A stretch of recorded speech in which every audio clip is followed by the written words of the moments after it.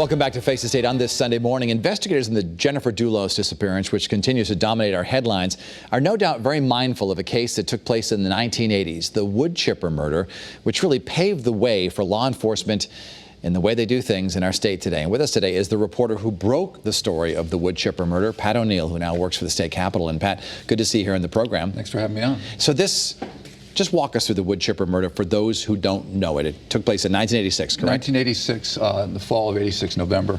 And what happened was Hella Crass was in the process of divorcing her husband, Richard, who was an airline pilot. She was a flight attendant in Newtown. And in a freak snowstorm in November of that year, she disappeared.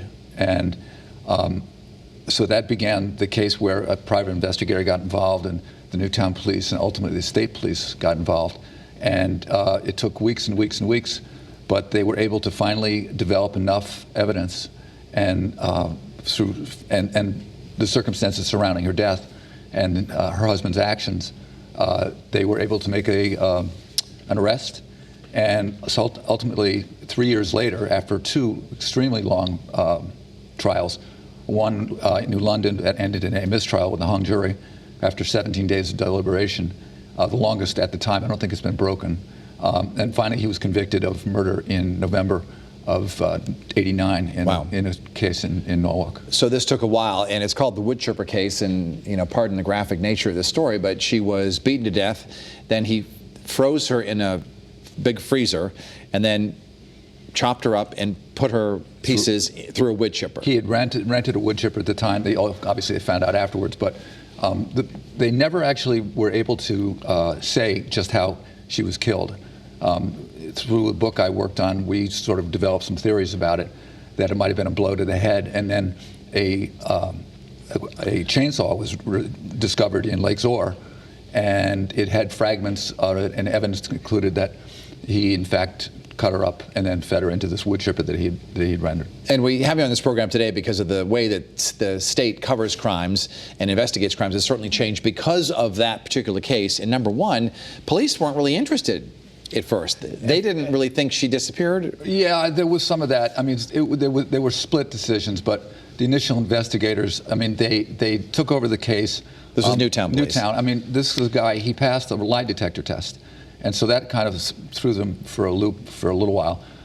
As the case began developing, ultimately the state police took over for it, but there was some discussion within the ranks early on, because she was flying all over the world, and Richard Crass had suggested, well, maybe she just left and she's somewhere living on an island. But the state police did step in and were able to solve the case because they developed about 3/4 of an ounce of human remains that they found among wood chips along Lake Zor on River Road in Southbury. They found a fingernail, a tooth? Fingernail, partial tooth. Some hair? Some strands of hair, a fragment of a T-shirt that they believe she was wearing.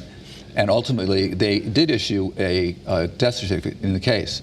The coroner determined that a bone fragment that came from the skull, the cranium, indicated that she could not have been alive if she was missing this piece of bone. So that's why they did issue a death certificate for her. And Dr. Henry Lee was, whom we all know, he was the chief forensic scientist involved in this, and he's the one who diligently worked on these pieces to determine a match. They brought in world-class forensic people from all over the place, dentists and all these other folks, and it was it was a hugely circumstantial case, and it was the first time they tried to get a conviction without a corpse. And people are asking, because the Jennifer Dulos case, as of the taping of this program, they've not found her body. Right. And so they're wondering, will there ever be a conviction in this case? And in the case you broke, there was.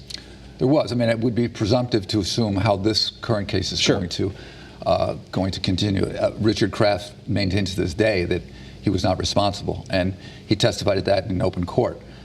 How this thing plays out, we only know. But I mean, the parallels are there. You have a missing woman, a mother of young children. Yeah. Everyone says that she would never have left. Same thing was said about Hella Crass. That was what really drove the investigators to say that she was missing and she was dead. And almost overnight, it really changed the way that police investigate crimes, correct? Well, I think so, to the extent that they were able to achieve success in getting conviction without really having a corpse. As I said, they had about 3/4 of an ounce of human remains, and then all this other circumstantial evidence that, if it were not for this freak snowstorm, I would say, though, where a plow driver from Southbury spotted a figure out on River Road, this remote area of Southbury, blowing wood chips into Lake Zor at 4 o'clock in the morning in the middle of a snowstorm. A little unusual. Yeah, a little unusual. And he happened to be driving by there, and he thought, that's crazy, that's nuts.